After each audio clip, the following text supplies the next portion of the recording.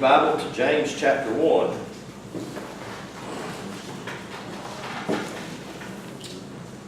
You know, we have been so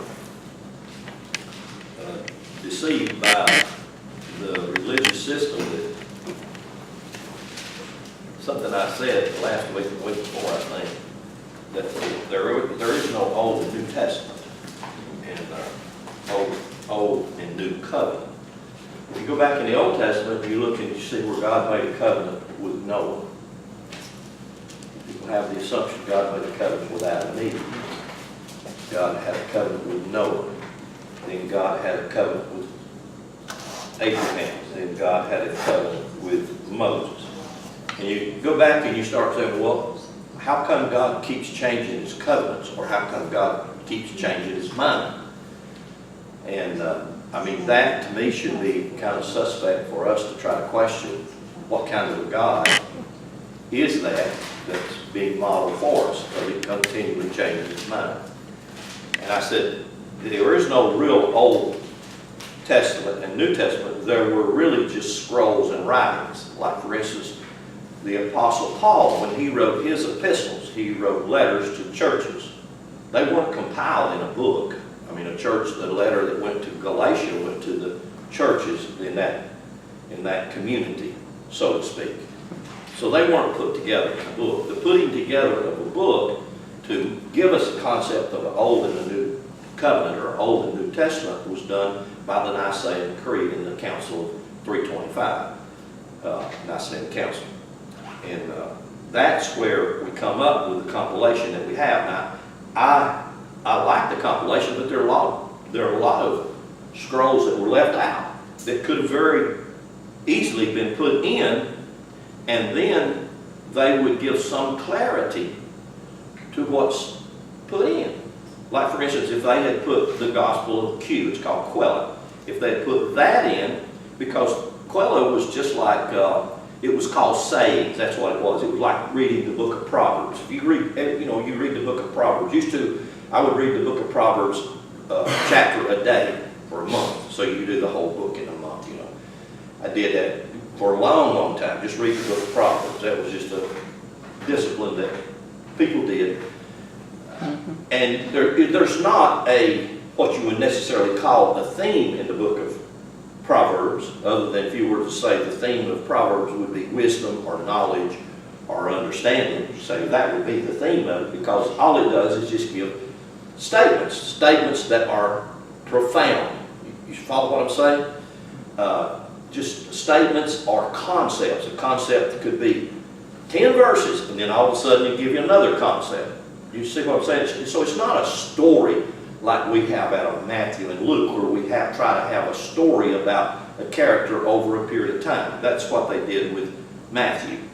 And that's how some of the prophets were. That's what some of them did with Israel.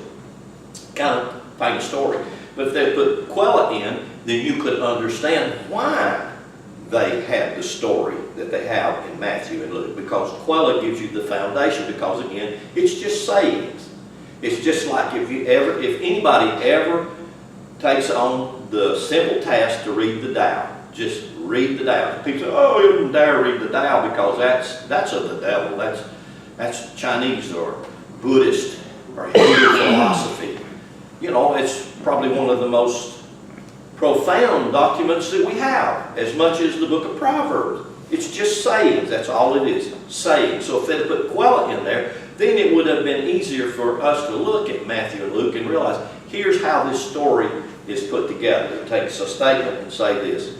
But to come up with a compilation that we've got, they left so much out of it to put it, and everybody knows that when the King James translation was put together, they left out, 13 books out of the apocryphal books of the Catholic Church. The Catholic King James version of the Bible has more versions than the Protestant King James version of the Bible. Everybody knows that, but they don't ever think about that. Well, when you go back to the Old Testament and you think, well, they all have the same in the Old Testament Bible. There is no Old Testament Bible. There was just scrolls. And there are a lot of scrolls that are left out, that when you read those scrolls and you get them, then you can see more about what the stories that are being told are saying. And that's especially true with the book of Genesis, especially when you read about these characters and you don't have a supplement to give you understanding why did it say this.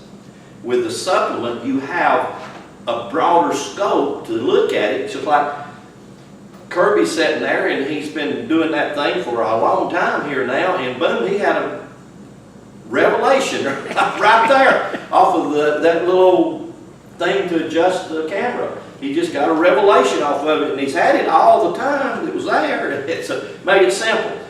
So he just had a little bit of wisdom added to what he already had, and that broadened the picture. Do you understand what I'm saying? So that's a real problem. Dogmatism, belief systems are built on things that aren't complete. That's what makes them so dangerous. That's why and every one of you, I don't care who you are, here or any church, myself, every one of us have believed something that we don't believe anymore. That should be suspect to all of us to question the things we've been taught to believe.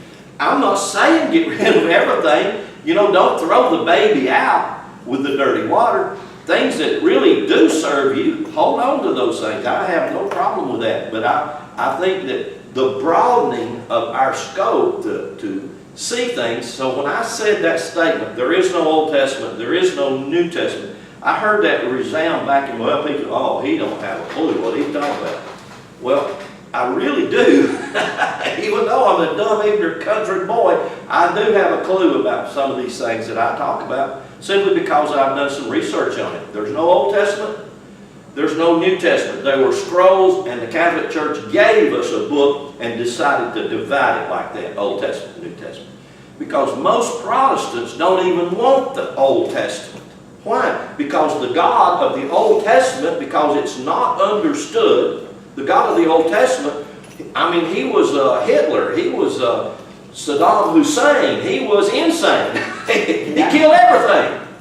He would kill people for cooking meat on the Sabbath to feed their family. He would just kill them all. Or go down to another nation of people and just kill everybody, wipe them out, children, everybody. I mean, you know, to misunderstand those books and to look at that God. You know, if you were a Church of Christ does not have in their Bible an Old Covenant. I don't know if y'all even know that. The Church of Christ, the only book they have is the New Testament. That's the only book they have. They do not believe in anything in the Old Testament. That's why they throw out a lot of things with praise and worship, especially with instruments. You don't find instruments in the Church of Christ. They're just not there. And the reason they do is because they do away with the entire Old Testament. I'm just simply saying that much confusion should cause us to question. And I don't care that anybody questions anything I say. I wouldn't blame anybody. I would question the things I say 30 years ago. I'd be in my face. What do you mean when you say that? And the reason that I would be like this, that's my nature. I want to know. I'm going to question. I'm not going to walk away if I'm confused. I'm going to get in your face and question because I want to know. And I'm not being that way to be a hard-nosed. I'm just curious. I want to know, you know. And so that's why I have done some of the research that I have done is I want to know. And so I say things that I realize I do not to be offensive, and I know people do get offended, and I don't want them to be offended. I just want to make it clear of what I'm trying to say. So if you have a question, something I said, just jump in and say, hey, wait a minute, brother, what did you mean by that? Okay, James chapter 1, look at verse 26, and we read this last week, and I wanted to establish something that I have said, that I am saying. I wanted to establish this. And this helps me to do it. Verse 26 says, if any man among you seem to be religious, and you can take that any way you'd like to. Most of us, if we read that, we would take that very negatively. And we would say, well, you know, if they're real religious, then they're of the school of the mentality, well, I don't do that. You know, Steve wants those mints beer flavored. Well, we don't do that. I mean, dear God, we're too religious to have our mints beer flavored. You know what I'm saying? I mean that's just how we get. We get like that. We get. How many of you have ever got goody two shoe? That's an old Southern statement, I think. Do you know what that means? Yeah, goody two shoe. Yeah, I married one. What? Oh Lord, have mercy. Goody two shoe be better than. You know, ain't nobody better than nobody. I'm telling you, every one of us, as that song, I think that song says, we just trudging through here. You know what I'm saying? We falling down and getting up. And I think there's another song that said that. And that's life, really. There ain't nothing wrong with that. I think what is wrong is to get down, stay down. Now that's not right. You got to get back up. You got to get back up. So you get your wheels knocked out from under you, then get back up. You know, try again, do something. You know, until I think it was President Lincoln. And a lot of people don't know that. I think it was President Lincoln run for the presidency like 12 times before he got elected. He run, I believe it was 12 times. I mean, it's ridiculous. He started running back in the 1830s, 1840s. He started running and he kept losing for all kinds of reasons. But he finally got it.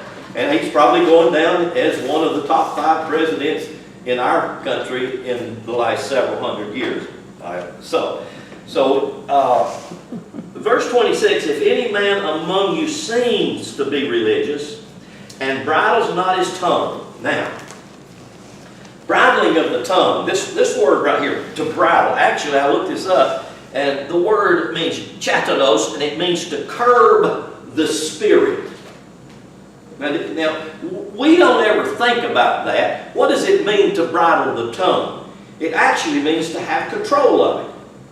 Basically, it means to control it. What would control your tongue? If our carnal mind controls the tongue becomes a cesspool of anybody, because it will just spew all kinds of things. It mainly will spew out of its feelings and at that moment. How many of you ever said something you wish you hadn't said? I know y'all didn't. I did a lot. Just a few minutes ago. Why did I say that? Can I draw that back? Time out. I want to pull them words back. They didn't really mean anything. It don't work, does it? It just don't work. Well, this is what he's saying. He said, if any man among you seems to be religious, but he doesn't bridle his tongue, we could probably, every one of us, fit in that category, because every one of us have been caught saying things that we didn't mean to say, but we said them, and at that moment, bless God, we meant it. Right. I mean, I was mad at that moment, and I meant to say that, but after I thought about it, I wished I hadn't said that. So it happens to all of us. He says he bridles not his tongue, but he deceives his own heart. This man's religion is vain. Pure religion. Is there a difference between religion and pure religion? And I have been making this statement for a week or so, that there is a phenomenal difference. If we went back 2,000 years, or prior to the Nicene Creed, which established religion more than anything, and then the other religions, like a domino effect, kind of took on the same concept, whether it would the Hebrew religion or the Buddhist religion or whatever, they all kind of fell in this same religious mentality that the Catholic Church gave us, 326. If you go prior to that, religion was binding yourself to the source. Now, I don't really think that there's anybody alive on the earth, whether they're Aborigine or they are Atlanteans. They live in Atlanta, Georgia. And I think, did you say that he posted and said it was an hour? Atlanta is 1 hour away from Atlanta. Atlanta is 1 hour away from Atlanta. That's probably as true a statement as I've ever heard. Atlanta's 1 hour away from Atlanta. So if you ever go through Atlanta, you know what I'm talking about. Probably as bad as going through New York or worse. I do not know. I haven't been through New York. But if he deceives his own heart is where the truth is at, but we don't We don't caution ourselves or control ourselves through our words by the heart. We do it from how we feel in the moment. And that's just it. That is what that is. But it can create a lot of issues. Pure religion goes back and binds you to God. That's the idea behind religio. It's to bind you to the source.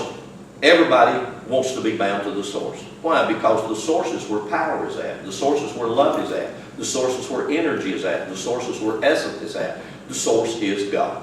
No one wants to not be there. Everybody wants to be in that place. Especially if they have any discernment about them, then that's where they want to be. So that statement that James makes right here, pure religion is undefiled before God and the Father, is this: to visit the fatherless and the widows in their affliction, and to keep himself unspotted from the world. Now, I want you to look in the same book to chapter 3, and a few verses here in chapter 3. Verse 2, it says, "For in many things we offend all. If any man offend not in word, the same is a perfect man." Perfect just simply means he's being mature. It doesn't mean he don't make a mistake. It just simply means he's acting maturely. Acting, instead of childish, he's acting mature. "If any man offend not in word, the same is a perfect man, and able to bridle his whole body. Behold, we put bits in the horse's mouth, that they may obey us, and we turn about their whole body. Behold also the ships, which though they be so great, and are driven of a fierce wind, yet are they turned about with a very small helm, whithersoever the governor listeth. Even so the tongue is a little member, and boasts great things. Behold, how great a matter a little fire kindleth. The tongue is a fire, a world of iniquity. So is the tongue among our members, that it defiles the whole body, and sets on fire the course of nature, and it is set on fire of hell." Some of those added, that means words that's been added. That's a word. Some of those words are added to the concept, but the concept, you can hear it now. Coming back to something again, and I said this a couple of 3 weeks ago. Jamie had told a statement about when you listen to someone telling about someone else's sickness and disease, and then you get in conversation with that, you are adding to the scenario, the problem, or the situation with your conversation and your words. That's a very, very profound statement and thought in my idea, based off these scriptures. Should we do that? We should. You know, when people call and say, well, they're sick, or you ever heard somebody say, well, I'm afraid I will get the flu, or I'm afraid I'll get sick. I mean, you know, there's a bird flu out there somewhere. I ain't sure where it's at, but I sure don't want to get it. Hello? You understand what I'm saying? It's like all this is out there somewhere, and it's trying to get me. The truth of the matter is, and I listened to that guy, what's his name? Nick Lane, that wrote the book. You talking about miracles? Yeah. No, not Nick. I'll tell you in a minute. Stuart Wild. Stuart Wild. Anyway, I listened to a YouTube. I'm not sure if it was him. Another guy. This guy is a biologist, a science. He's a biological science, like Bruce Lipton. And I really enjoy Bruce Lipton. I can't tell you why that he resonates with me so much. But everything that we say is out there, the bird flu or anything else, everything, every sickness and every disease that we say is out there, cancer, AIDS, you name it, everything that we say is out there is in here. It's already in our physical body. It's just that our body keeps it at bay. You see, if the spirit soul left our body, and our body just become a cadaver, it has all the organs, it has everything in it, it just don't function anymore. It has eyeballs, it has bladder, it has kidneys, it has lung, heart, brain. It has everything. but it just don't function. Why? Because the Spirit is the fire, it is the electricity, it is the energy of the house. You see, if the power goes out here, the house goes dead. There's nothing here to power anything. The refrigerator, the freezer, the lights, the TV, nothing in it works. Why? Because the fire went out of it. That's what's inside us. That is God. That's the source. That's the very thing that we should learn to live from and fire our house. But now, think about it. It will fire the house for evil. It has no judgment about it whatsoever. I told the story of me as a little boy, curious little boy, took a bobby pin, straightened it out, made a plug-in out of it, and plugged it into the wall to see what it would do. And it did something. It burnt little old Lynn's fingers just boom, it just, because I short-circuited the power that was there. You can take your stove, turn it on high, and burn your house down by that same power. Well, let me say this. It's the power that's in you. With the words we give that power, we give that power permission and ability to destroy our own life. And we don't even think about it. We think it's somebody else that's doing it. Somebody else said it. Somebody else did it. And we're doing it to ourselves. We're doing it to ourselves with our own words, with the things that we aren't aware of. Many times, I think words are the product of the place where we are in knowledge. Well, what if we've been taught a lot of error and we live and our words spew out from that error? We will continue to produce from that error. And it's the power of God, it's the fire in the house that's doing that work. And I know that's so hard for us to put it down into our thinking and realize, wait a minute, if I want this temple to be the temple that God designed it to be, then I've got to get in here and find the wisdom to operate this machine that God's given me, called my physical body. And if I don't get the wisdom to operate, if I operate it off the cuff, ignorantly, I can destroy myself. And then didn't nobody do it to me. I did it to myself. I can become an addict. It's so easy. I can become addicts are all different kinds, you know. A lot of people are addicts as a result of being on a prescription a doctor gave them. And then whose fault was that? See, I'm not trying, it's nobody's fault. I'm saying we do all kinds of things out of ignorance. The lack of knowledge. And so I'm my life's been on a quest really to try to know. I want to know. I want to find out the truth, because I have found out that the truth really will make you free. Nothing else will. Religion won't. Religion will tell you that it will while it's binding you and tying you up with your grave clothes.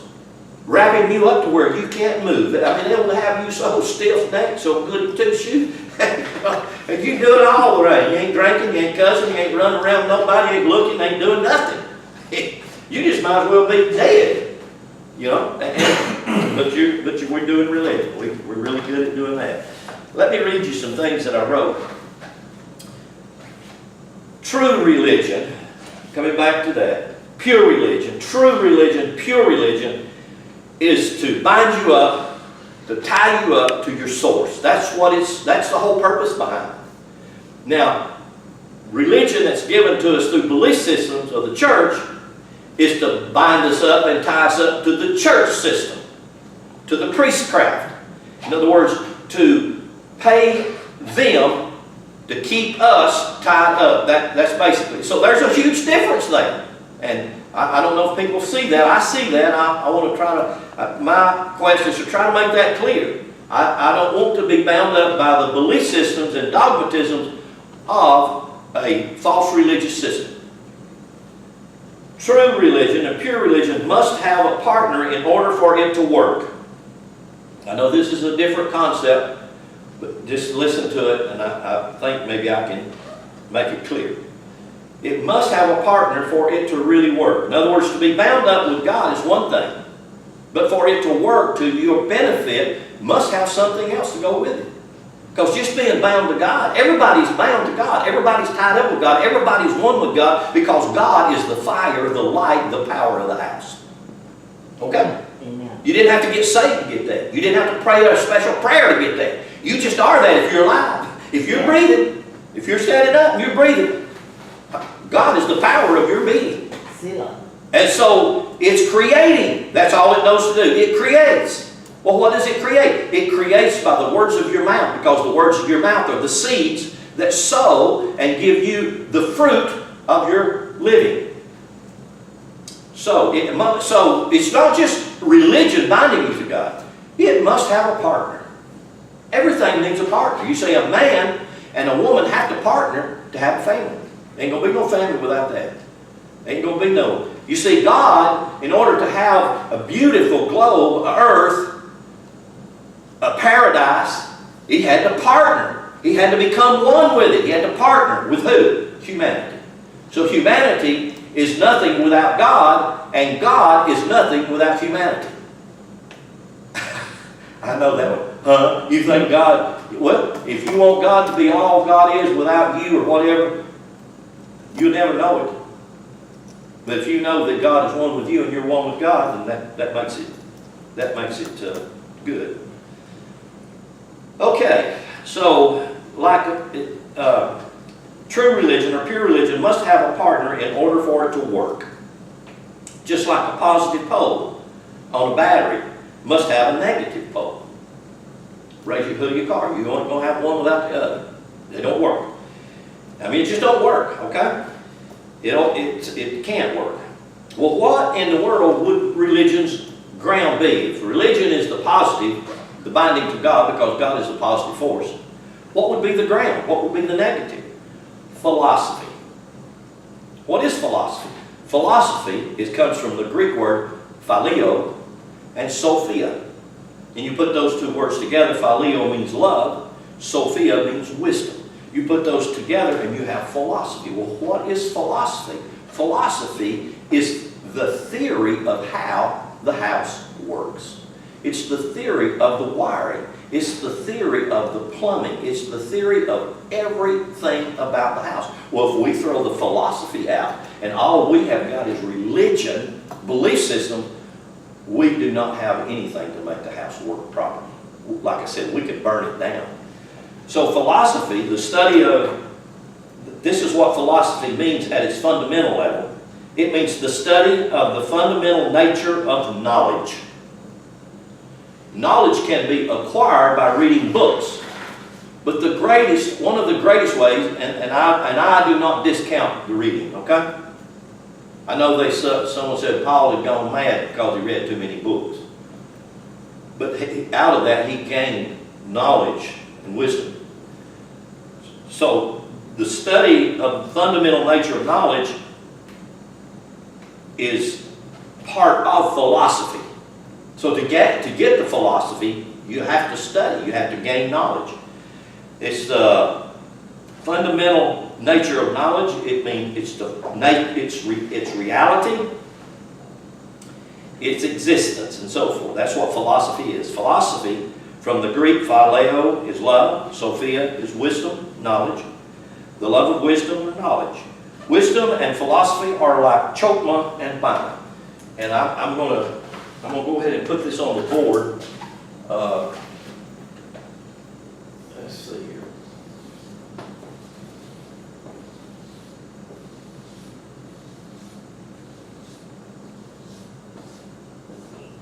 This is the stick man. You kind of leaned a little bit there, but he's happy.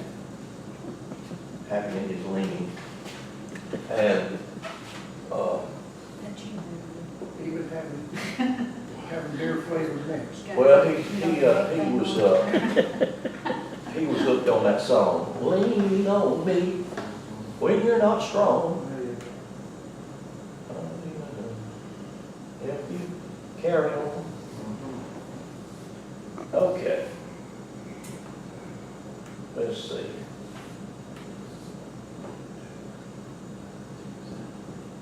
Now, this is the tree of life. This is,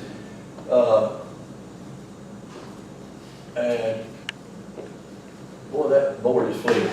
Does that make it hard? That board is flimsy. But anyway, the tree of life. You read about the tree of life, don't you? How many of you ever read about the tree of life? Everybody's read about the tree of life. We read about the tree of life in the book of Genesis chapter 2. And then we come over to the New Testament and we kind of look at Jesus as the tree of life or the source of life. That's how we look at it. And that's true too in its correct story setting. That's true because it's saying the same thing about you. Because you are the tree of life. And it's the religion or it's God that bound itself to you to make that life possible or to make you live. And so I did this last week. And again, you'd have to kind of look at last week or this is where the concept we have all heard 3 in 1. That's where the concept comes from, 3 in 1. So when the Catholic Church was trying to sell us a bill of goods with the Nicene Council, 326 with Constantine, and you realize if you go back and really, you can find a lot of information and stuff on the internet about that council and what happened. Do you realize out of, I can't remember, 260, 280, 320 bishops from all over the whole Asia Minor area had come there to sit down and try to iron this thing out as to what was happening through the church, the Gnostics, because Gnosticism, Kabbalah, same thing, Gnosticism and Kabbalah, they're like twin sisters. They were literally like a brush fire that couldn't be put out. I mean, it was phenomenal what was happening. And yet nobody had control of it, which is really how it should have been. Shouldn't have been anybody trying to. It was just God doing miraculous things, phenomenal stuff, just sweeping. And all it was doing was taking philosophy, and that's the level of wisdom. And they were looking at the wisdom in Hindu scripts. They were looking at the wisdom in Zoroastrianism. They were looking at the wisdom in Buddhism. They were looking at the wisdom in Hebrew, and they were just combining it all together.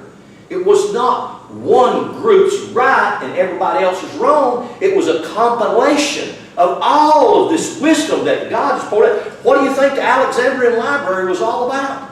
It was about a collection of this wisdom from all over the world. They had wisdom from the Mayan culture, from the Mayans over in Mexico and South America. They had that wisdom there in that Alexandrian Library. They had the wisdom in that library from the Celtics. All over the world, this wisdom, it was a symmetric thing. It was one, but it was made up of many. And so when they come up with this 3 in 1, they tried to sell this idea of a God anthropomorphic. Nobody ever believed that. Those bishops didn't believe that. They had a hard time with it. They wound up killing, I forget how many bishops that they wound up, Constantine had them killed because they were in total disagreement with what was going on. It was like a war going on there for days and days and days trying to get this thing ironed out where they could get control of this movement. And Constantine, just like he had his mother killed, he had his son killed, he was just a murderer. All he wanted was control. He was going to be the only person in the whole world. That's why he wanted to be the sole leader, the ruler, the king, the governor. He wanted to be it all. And he did. He did that. And that's where the Catholic Church then, finally, after they got rid of him, finally the Catholic Church made the Pope that. And you realize the Pope, and only the Pope, out of the billion or 2 billion, how many Catholics they are, 2 point something billion, the Pope is the only one that has connection to God. I mean, that's the religion. That's the truth.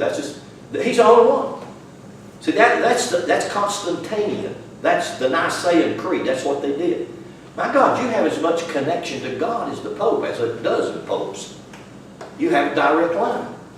You know that song we sing, telephone to glory, your joy divine. Y'all remember that? Yeah. feel the current moving. I can feel the current moving. Yeah, okay. Well, y'all be happy on that one. So this 3-in-1 concept actually is a concept that comes from Kabbalah. And again, last week I did that because it comes from the astrological wheel and the 12 tribes of Israel. With this glyph, that glyph is probably the most important glyph that we could ever look at. And so I did this to give you an understanding of the 3-in-1.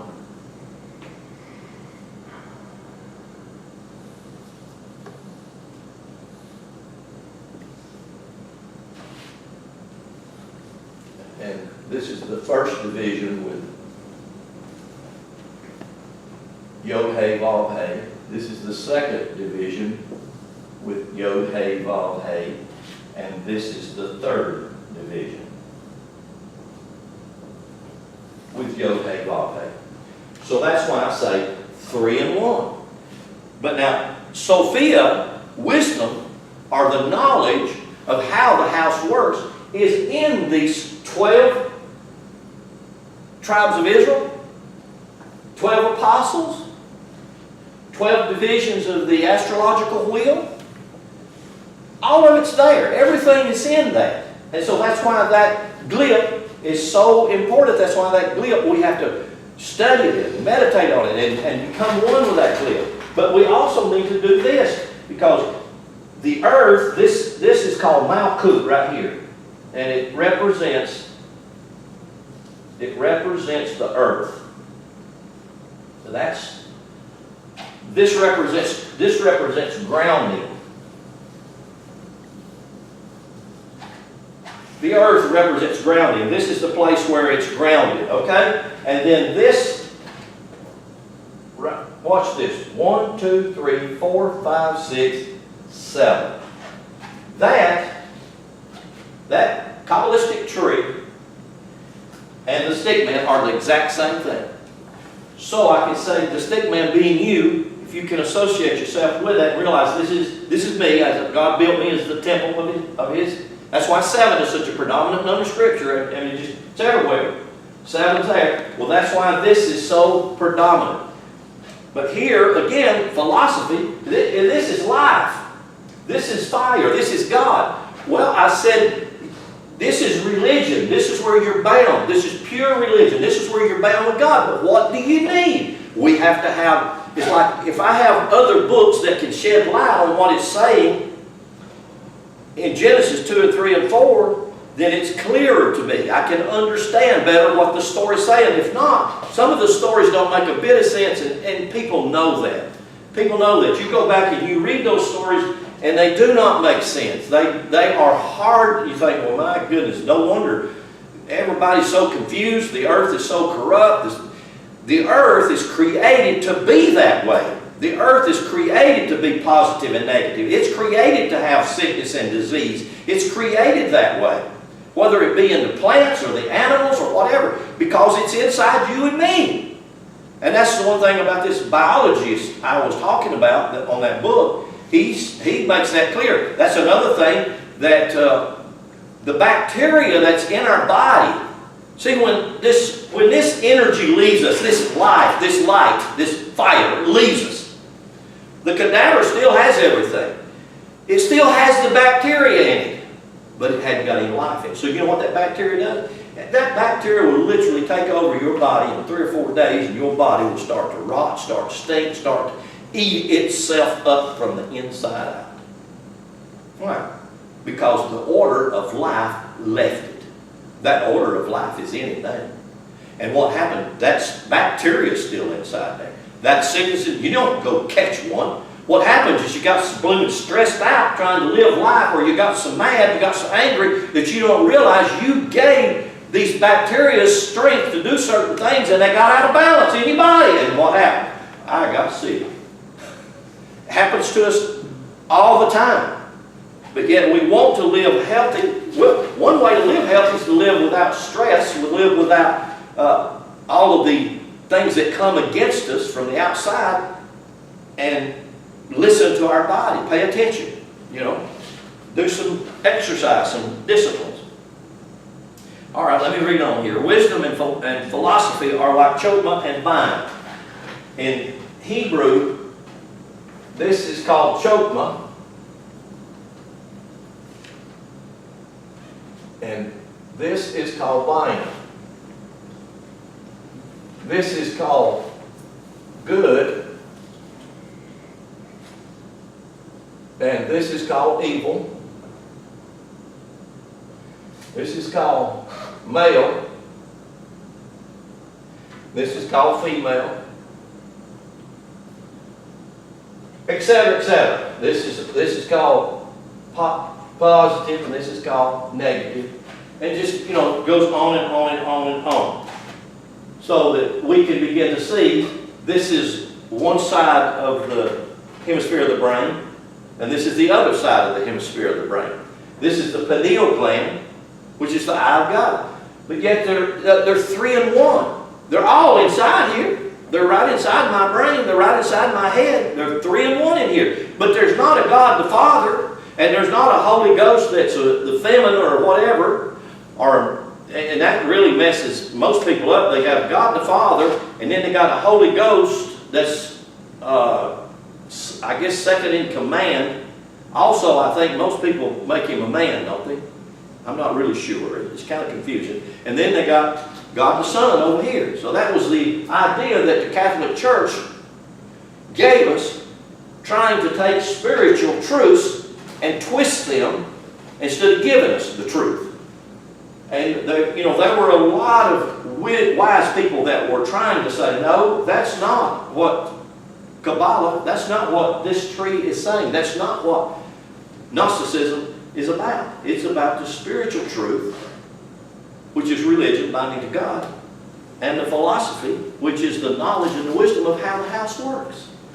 So we have to have them both. We've got to put them together. You're not any good without one without the other. You see what my point is? You've got to have both of them. You've got to have religion and you've got to have philosophy. It takes both of them. And the philosophy is the part where we get the knowledge of how the house works. It says on the Kabbalistic tree, these, chokmah and bina, are balanced. And here's where they're balanced. And this is part, you can't see it, but it's still there.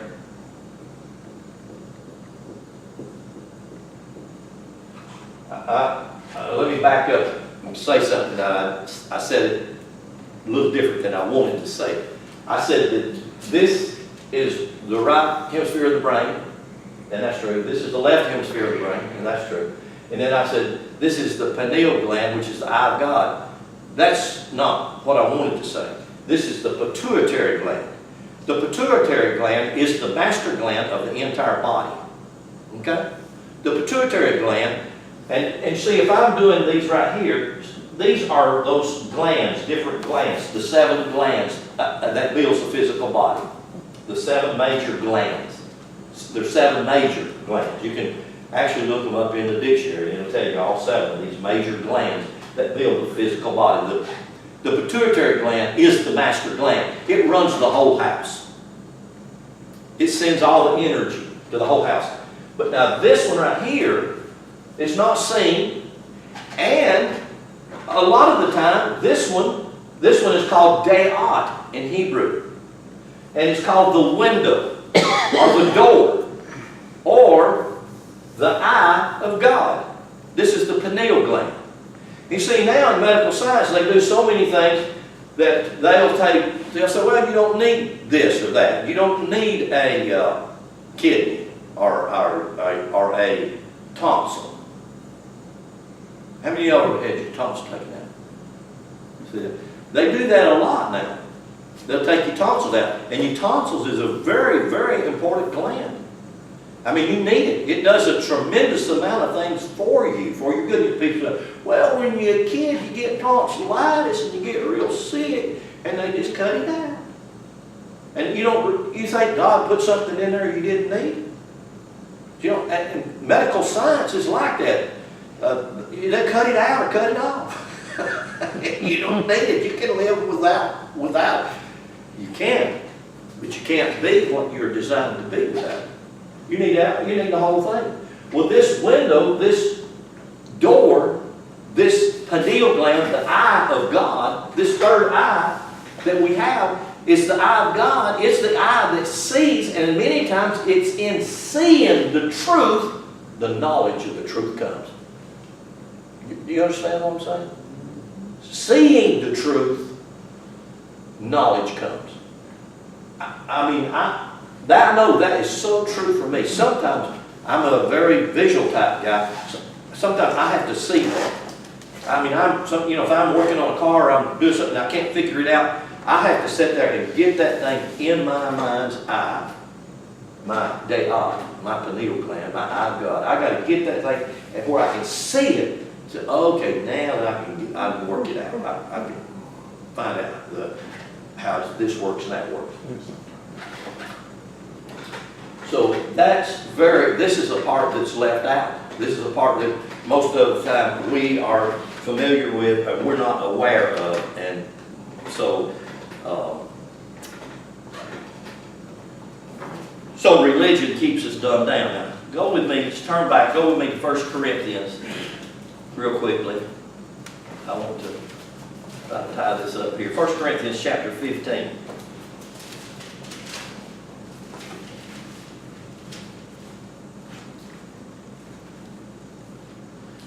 Now, I want to say something here again. This is a shockaroo. And y'all all looked at me like none of y'all knew that the Church of Christ is a fairly large denomination. They're pretty big in America. I couldn't tell you how large it is, but it is a fairly large movement. They do not have an Old Testament. Their Bible just consists of the New Testament only.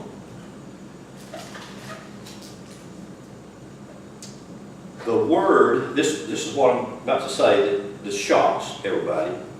The word faith is not found in the Old Testament. Not found. Now in the King James Bible, there are two different Hebrew words that are translated for the word faith. Only twice. But the word faith, like that's used in the New Testament, is only found in the New Testament. It's not in the Old Testament at all. In other words, it's not a concept. In other words, God didn't say in the Old Testament, well, now y'all just need to have some faith here. If y'all just have some faith, you can do this. It wasn't there. Do you know why? Because God didn't expect you to believe something that your gut don't tell you is the truth. But in religion, that's exactly what they want you to do. They want you to believe. Just have a little faith here. What does that mean? That means just, even though you can't see it, even though you don't have a witness of it, even though there's nothing about it that sounds true, even though it's all that, just have faith. Have blind faith. And that's why Jesus said, if you follow the blind will lead you in the ditch. They're all in the ditch. So the word faith is not found in the Old Testament. But it's all over the New Testament. And the word belief and believe or believeth. Those three words. All the same word. Pistis. Pistis from the root pistuo. Same word. Means the same thing. And it's used that way. It's used in the Greek, in the New Testament. And I want you to see what Paul says about it right here in one place. He says this. 1 Corinthians 15. And if Christ, verse 17, 1 Corinthians chapter 15, verse 17. And if Christ be not raised, your faith is vain. So he's saying, you can have vain faith. I'm saying, if all you have is faith, it's vain. Mine says wasted. Well, the word vain can be used as a word wasted. Yeah, you could, the definition of it. Now I want to show you something else. Romans chapter 6, I believe. You're close there, just real quickly.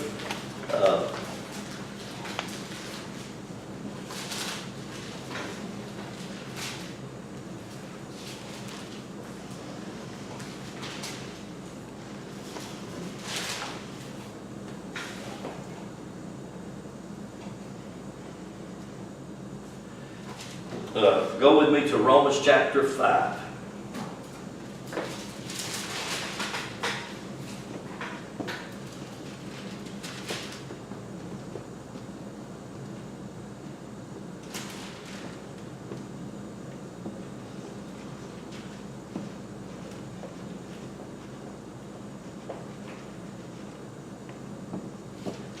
Uh, 1 Corinthians chapter 5, verse 12. Wherefore, as by one man sin entered the world, and death by sin, and so death passed upon all men, for that all have sinned. For until the law, sin was in the world, but sin is not imputed when there is no law. Nevertheless, death reigned from Adam to Moses, even over them that had not sinned. I thought sin was on everybody. I thought he just said sin's on everybody.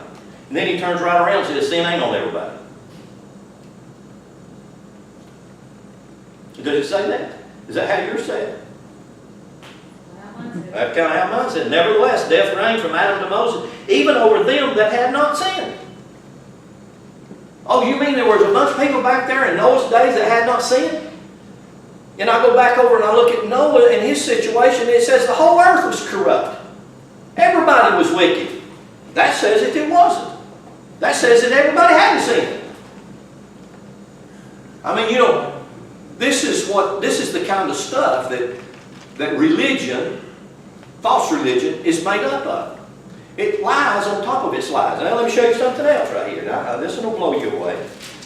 Look at Romans chapter. Look at Romans chapter 3.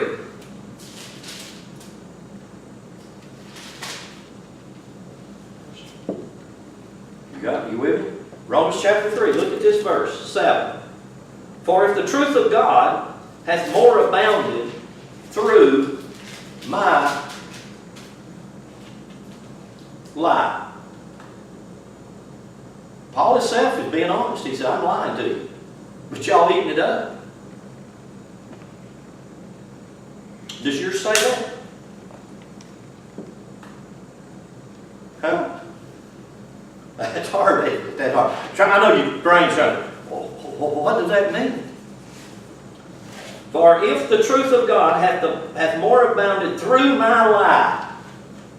So that means it's okay to lie if in the lie I can convince you that it's the truth. Come on, we all know better than that. No. But it's there. You know, it's there. I want to read you something here from Alvin Boyd Kuhn, and I can hear the wheels kind of turning and go, oh my God, what's going on? The importance of our words, our speech, is beyond our thinking. It is. Even in our casual conversation, we have to be aware of our conversation. We have to be aware. I mean, I'm speaking to me. I'm speaking, this is what is really burning inside me. I've got to pay attention to my words, because my words are life and death for me. My words produce the fruits of the tree of my life. My words curse me or bless me. And I know that. And if I ignore that, then all I'm doing is doing damage to myself. And so, so I'm speaking to me. I sound like I'm talking to y'all, but I'm really talking to me. I got a mirror right there looking right back at me, so I'm looking at me when I'm talking to you. But you are me. Yeah. Oh man, let me find this in this book. This is Alvin Boyd Kuhn, of course. This is a book we talked about here a week or two ago. Guy on Facebook posted this and said it's the most important book he ever read in his life. Alvin Boyd Kuhn. Now, again, some of these books I don't necessarily recommend that you read them, because I gave a book to a guy yesterday, and I told him, I said, look, this is not just something to sit down and read. It's not a story. I said, this is more like a college course. It's something that you got to sit and chew on.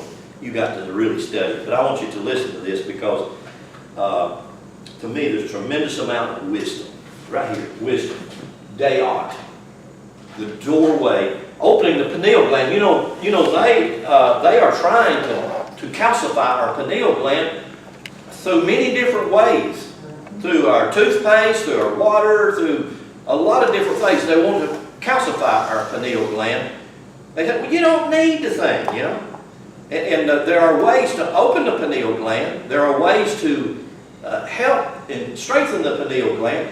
But the Catholic Church knows every bit of this. The Catholic Church, if you will look at the staff of the Pope had right above his hand, right where he holds that staff at. You look at it, you think it is just a cross, but it has this thing right here, right above it.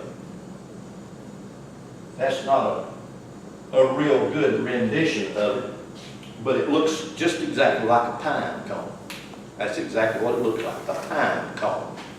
That's exactly what the pineal gland looks like. It's about that pine cone. But why? Because it's that important. You think they don't know that? They do know that. But if they can dumb you down so that you can get yours just all like that, you ain't gonna see. They don't want you to see. They want to calcify your pineal gland. They want you to be deceived. Okay, let me read this and I'll quit. The Buddhist and other Indian systems announce a dialectic that analyzes man's presence in the world as itself an evidence that he has wandered away from true being into false existence. His presence here is due to his sin, obviously committed in some former state. This is seen to match closely to the Christian doctrine of Adamic fall, or what we just read that Paul lied to us about.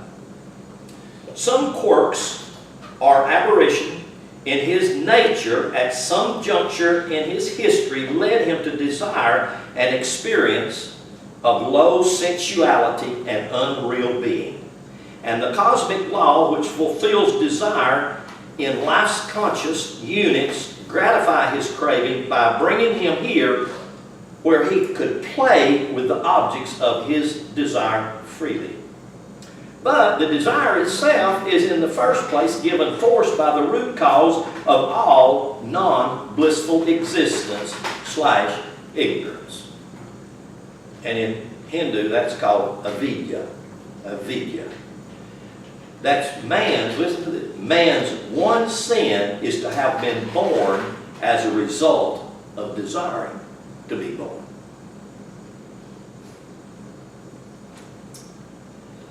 And now this is not true.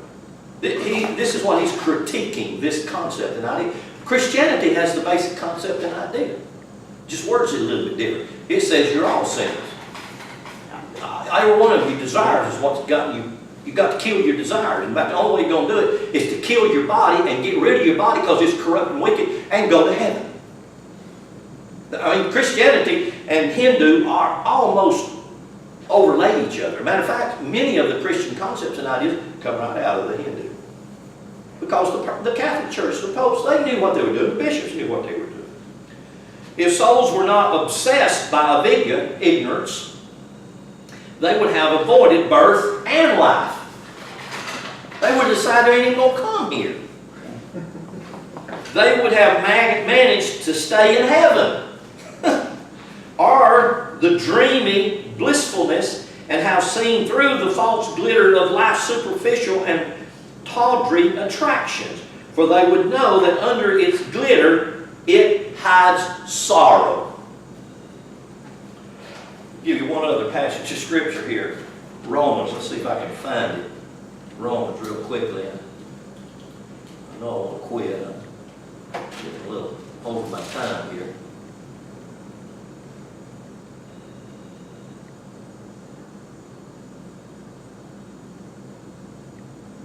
That's not there. I thought it was in Romans chapter 8, but I wanted to explain sorrow and us living here. Anyway, men are unhappy simply because they are alive. That's terrible. Is that not sad? That's a pathetic state to be in. But then if you listen to the church, that's the way everybody is. I mean, bless God, it is pathetic, pitiful. He goes on and says a bunch of other stuff. Let me cut this short. He says, it falls short of being a philosophy worthy of the name is evident of the surface, but also it's stated by Radhakrishna. His analysis show that it fails to explain what it postulates. He's talking about, now Kuhn is critiquing this concept and idea. In other words, he's saying, it's so false. But it's the same thing true with Christianity. Here's what he said. He says, the whole scheme rests on avidya. In other words, the whole idea, and you can see the same thing true with Christianity, the whole idea rests on you being ignorant. They want you to be ignorant. They don't want us to know. Keep us dumbed down. The whole scheme rests on ignorance. But we are not told how ignorance arises. The beginning of the circuit is not apparent. We cannot find its cause. It seems to be a blind end or an incomprehensible reality which we must accept unthinkable. In other words, ignorance. You just are. You can't help yourself. Buddhism seems to assert the eternity of ignorance. In the chain of causation, it puts first, for through it comes willing, and through willing existence. Now that's a statement by them. Kuhn, here's what he says to this whole thing. It seems never to have struck the mind of any of the millions of students of the Buddhistic philosophy or any of its own millions of devotees that this great religion's central doctrine, the postulation of ignorance as the primal cause of life and life's misery, is, on Radhakrishna's pronouncement, itself grounded solely in ignorance. I say the same thing's true of what we've been told about Christianity. We have been taught to believe a lie and call that lie the truth. If any one of these two greatest modern Hindu thinkers can say that its root cause of human sorrow is a blind end and an incomprehensible reality, Buddhism is asking us to follow a philosophy that rests only on an insoluble mystery. It takes no profound wisdom for any mind or any system to tell us that most of humans' woes springs from ignorance. Most of our problems, mine, yours, anybody's, really are results of ignorance. And you know yourself, if we can get enlightenment, if we can start to see the workings of things, then we can control our ship with just a little rudder, the tongue. So if I can see how my body is experiencing sorrow, I can turn the sorrow into bliss, into happiness. That's what my heart longs for. And I know yours does too. But it's knowledge, it's daylight. It's opening the pineal gland. It's opening the third eye of God so we can see. It's in seeing that knowledge begins to unfold and come to us.